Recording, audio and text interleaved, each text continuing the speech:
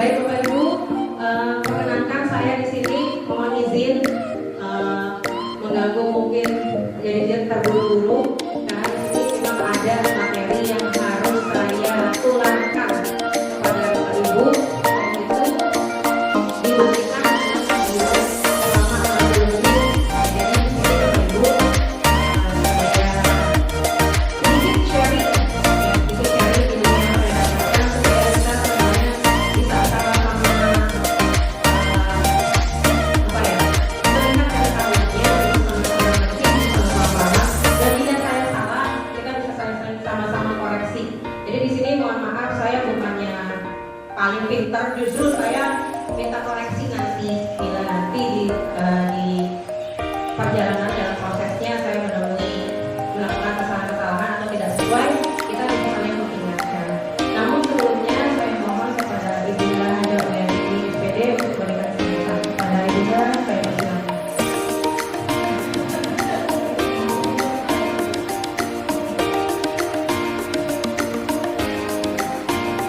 Silakan, Bu.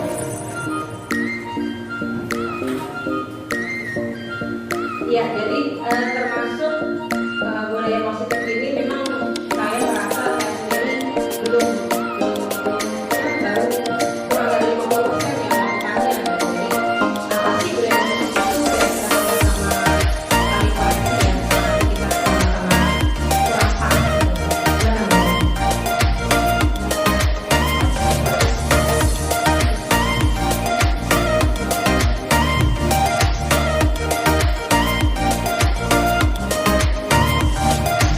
Assalamualaikum warahmatullahi wabarakatuh.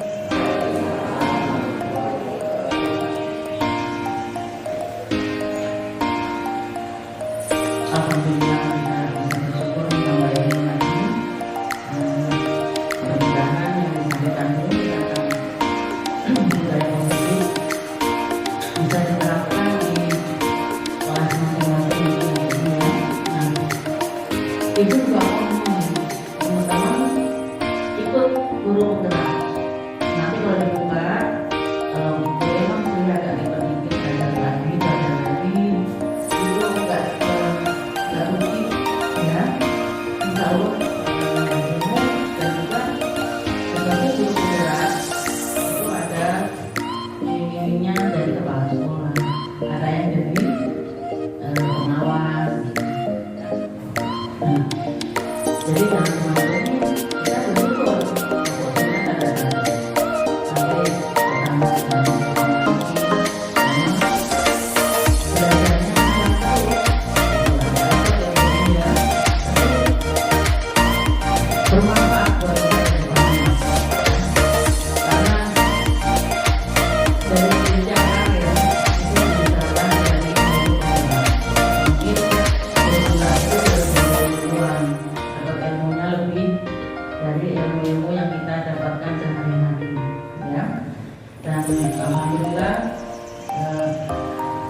Bumi bisa mewakili kelompok 9 dan juga saya mohon kepada Bumi nggak usah berdiri kalau ada ilmu yang harus diterapkan oleh siswa, tentunya jangan melakukan sendiri, harus semuanya bisa boleh ataupun diadakan kumpulan mungkin ya, ada waktu kita langsung sampaikan ya. Ilmu itu tidak putus, cukup Bumi saja enggak, jadi semua saya sepakat untuk 9 dapat semuanya gitu ya. Dan juga untuk proyek-proyek berikutnya kalau bisa ya ilmu dikasih biar semuanya mengerti apa sih ilmunya gimana sih ya. Dan ilmu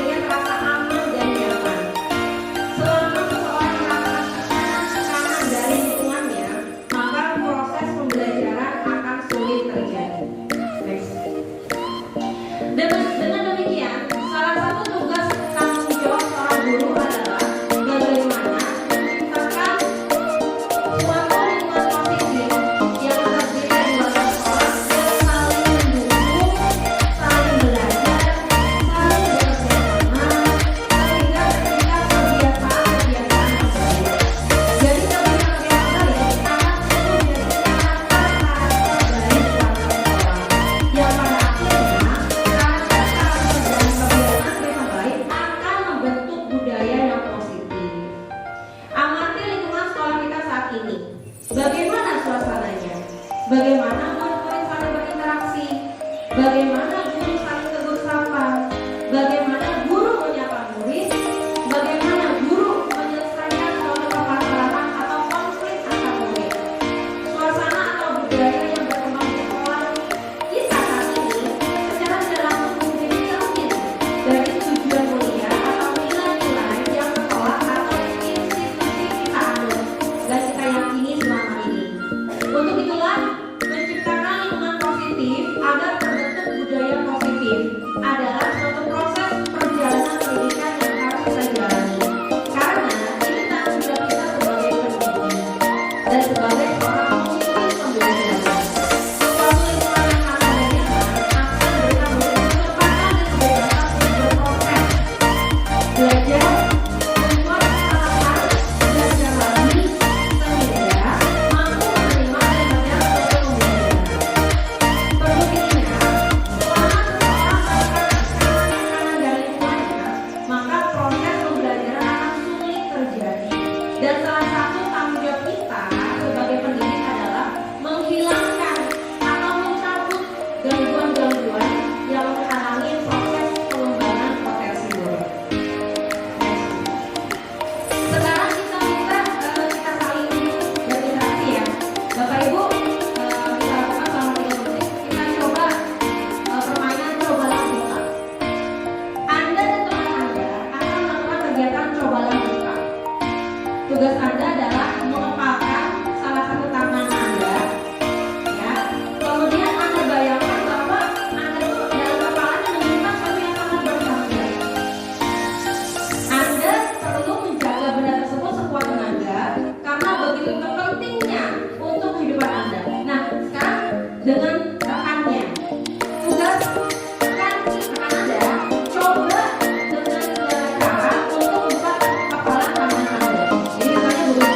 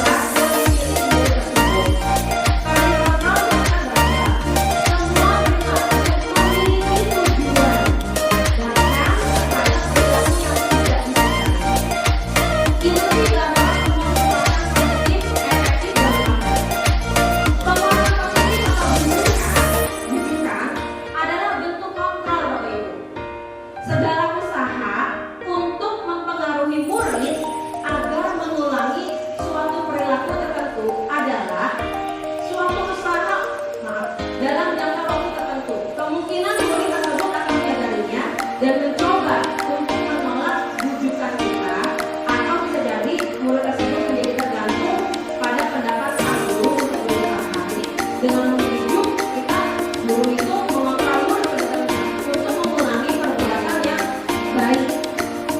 Ilusi bahwa kritik yang membuat orang-orang bersalah dapat membuat karakter. Menggunakan kritik yang rasa bersalah untuk mengontrol murid menuju pada identitas gagal. Jadi kalau kita membuat murid jadi rasa bersalah karena kelakuannya, itu jadi identitas gagal. Mereka belajar untuk merasa buruk tentang diri mereka. Mereka menggunakan jalan diri masing-masing. Kadang-kadang sulit bagi guru untuk mengidentifikasi bahwa mereka ini sedang menonton perilaku ini karena seringkali guru cukup menggunakan suara halus untuk menyampaikan pesan negatif. Ilusi bahwa orang dewasa memiliki untuk memaksa. Banyak orang dewasa yang percaya bahwa mereka memiliki tanggung jawab untuk membuat murid-murid berbuat hal-hal tertentu. Apapun yang dilakukan dapat diterima selama ada sebuah kemajuan berdasarkan sebuah pembentukan kinerja. Nah, pada saat itu orang dewasa menyadari bahwa perilaku memaksa tidak akan efektif untuk jangka waktu panjang dan sebuah hubungan pemusuhan akan terbentuk bila terjadi pemaksaan. Maka kata disiplin ini penting banget biar coba kita tahu ternyata ketika kita mendengar kata disiplin yang terbayang di benak kita adalah menghubungkan kata disiplin dengan kata tertib, patuh pada peraturan, dan kata disiplin juga berhubungan dengan hukuman. Padahal itu sungguh berbeda karena belajar tentang disiplin positif tidak harus dengan memberi hukuman. Justru itu adalah salah satu alternatif terakhir kalau perlu tidak digunakan sama sekali. Dalam mendefinisikan kata-kata disiplin dimaknai menjadi sesuatu yang dilakukan seseorang pada orang lain untuk mendapat kepatuhan, dan kita cenderung menghubungkan kata disiplin itu dengan ketidaknyamanan. Bapak Pendidikan Ki Hajar Dewantara menyatakan bahwa di mana ada kemerdekaan, disitulah harus ada disiplin yang kuat. Sungguh pun disiplin yang bersifat self-disiplin, yaitu kita sendiri yang mewajibkan kita dengan keras-kerasnya, tetapi itu sama saja. Sebab jikalau kita tidak cakap melakukan self-disiplin, wajibkan semua orang lain mendisiplinkan diri kita. Dan peraturan demikian itulah harus ada dalam suasana yang merdeka. Di sini Ki Hajar Dewantara menyatakan bahwa untuk mencapai kemerdekaan, ya, murid harus merdeka. Syaratnya merdeka harus ada disiplin yang kuat, dan disiplin yang dimaksud adalah disiplin yang termotivasi dari internal, bukan eksternal. Ya. Jadi jika kita memiliki motivasi internal, kita akan jika kita tidak memiliki motivasi internal, kita tidak berperan dengan baik untuk mendisiplinkan kita karena benar-benar dari kita. Lanjut. Baik, kita lanjut ke nilai-nilai kebajikan. Nilai kebajikan universal apa sih? Yaitu nilai kebajikan yang disepakati bersama, lepas dari suku bangsa, agama, bahasa, maupun latar belakangnya. Nilai ini merupakan payung besar dari sikap dan perilaku kita, atau nilai ini merupakan fondasi kita berperilaku. Nilai kebajikan positif adalah sifat-sifat positif yang merupakan tujuan mulia yang ingin dicapai oleh individu, seperti yang dikemukakan oleh Dr. William Glasser, menyatakan bahwa setiap perbuatan pasti memiliki tujuan. Dan selanjutnya dari Glasser mengatakan bahwa nilai kebajikan yang diyakini seseorang, maka motivasi intrinsiknya akan terbangun sehingga menggerakkan motivasi dari dalam untuk mencapai tujuan mulia yang diinginkan. Nah, di sini ada pertanyaan sederhana. Bapak Ibu, sebagai seorang pendidik, saat Anda perlu hadir di sebuah pelatihan, motivasi apakah yang mendasari tindakan Anda? Apakah Anda hadir karena tidak ingin ditegur oleh pihak panitia atau pengawas Anda dan mendapat kebetulan?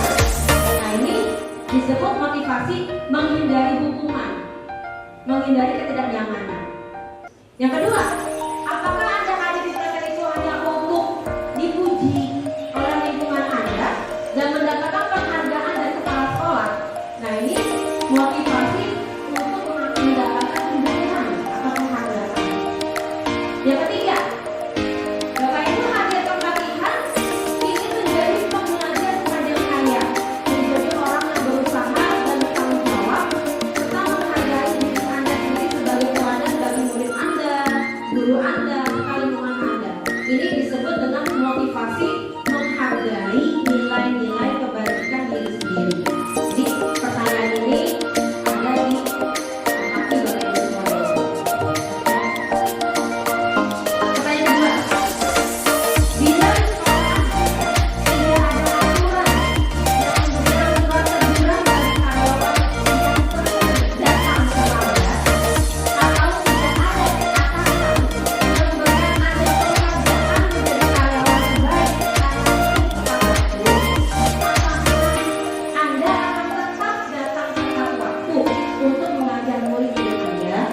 Jadi motivasinya yang pertama menghindari ketidaknyamanan, mendapatkan imbalan, atau menghargai tidak sebaiknya diri sendiri. Jadi motivasi itu jawabannya ada dua, apakah intrinsik ataupun ekstrinsik.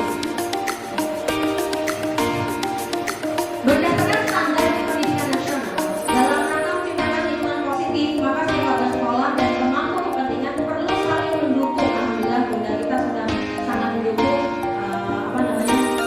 penciptaan lingkungan positif ini, menghayati dan menerapkan nilai kebajikan yang telah disepakati bersama.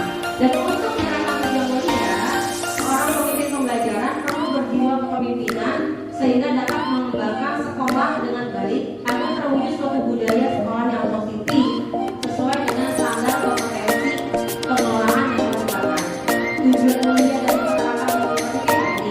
Tujuan mulia kita apa sih? Yaitu guru yang menerapkan disiplin, santun, jujur, tanggung jawab, yang merupakan pembelajaran sepanjang hayat sesuai dengan standar kompetensi lulusan dan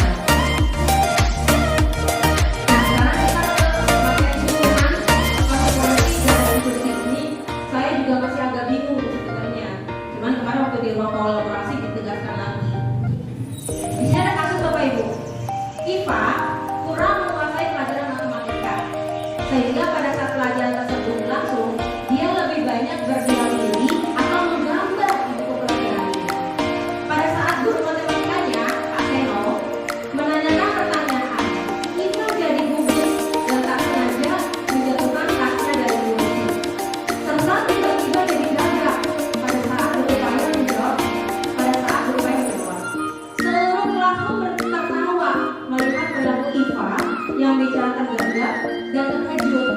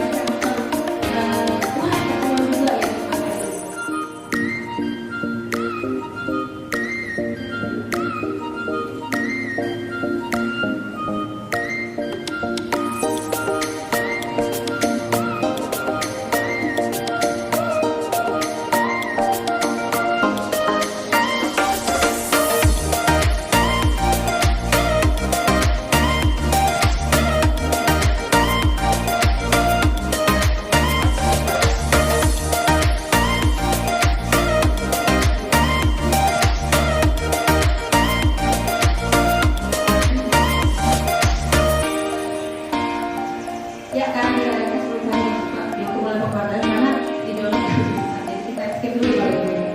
Bapak Ibu, apa sih yang Bapak Ibu lakukan bila dalam sebuah acara pesta ulang tahun teman Anda membacakan gelas? Apakah Anda akan membiarkan dia kembali pada gelas kebijakannya? Tidak. Pertanyaan dua, Anda sudah janji bertemu dengan teman Anda, namun ternyata dia juga memiliki janji penting bertemu orang lain di tempat lain, dan Anda terpaksa naik taksi loh untuk menemui teman Anda di tempat itu. Apakah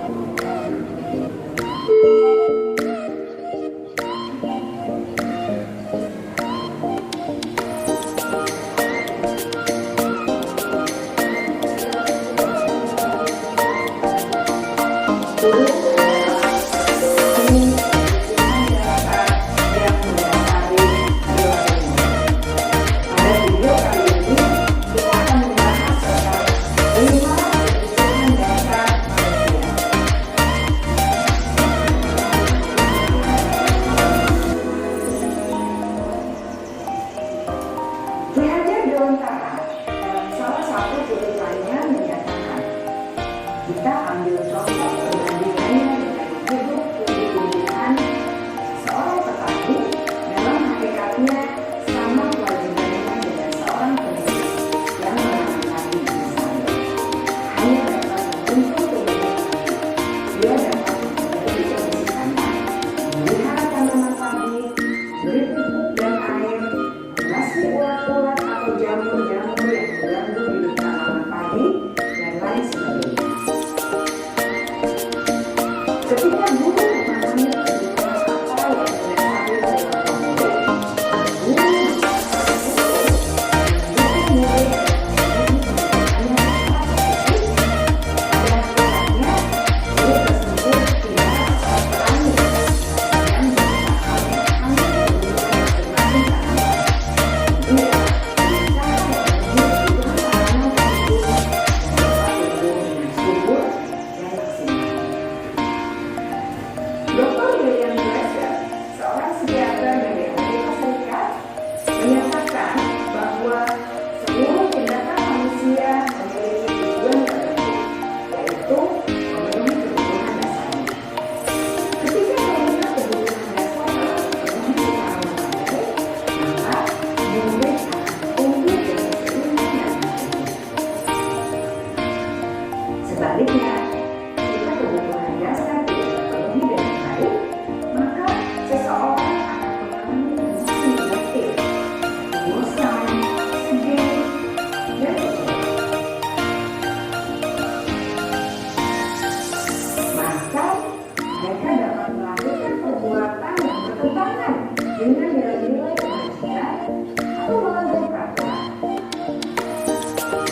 Dengan kata lain, perilaku buruk seseorang biasanya adalah respons dari kebutuhan yang tidak terpenuhi. Namun, mereka tidak tahu hal itu. Ada lima kebutuhan dasar manusia menurut Dr. William Glasser, yaitu yang pertama, kebutuhan untuk bertahan hidup atau survival. Yang kedua, kebutuhan untuk merasa diterima atau love and belonging. Yang ketiga, kebutuhan akan kebebasan atau freedom. Yang keempat, kebutuhan akan kesenangan atau fun. Dan yang kelima, kebutuhan akan kekuasaan atau power.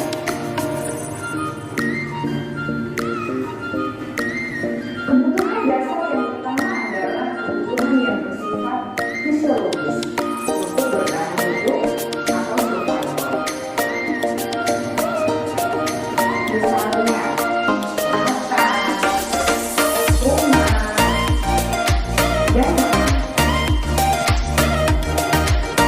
Kebutuhan biologis kemudian dia bersifat evolusi, termasuk kebutuhan untuk tetap bertahan hidup. Kebutuhan untuk merasa aman juga termasuk dalam kebutuhan ini.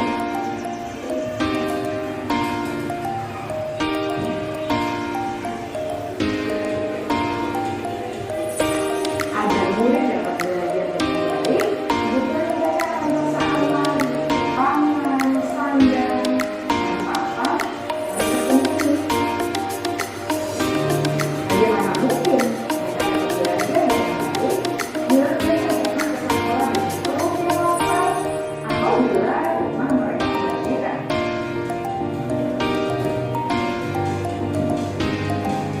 Setelah kita mengetahui kebutuhan pertama yang sebagian besar bersifat fisiologis, mari kita lihat kebutuhan kedua sampai kelima yang semuanya berhubungan dengan psikologis. Mari kita lihat kebutuhan yang kedua, yaitu kebutuhan akan perasaan diterima oleh kelompok atau komunitasnya, atau kebutuhan love and belonging. Kebutuhan ini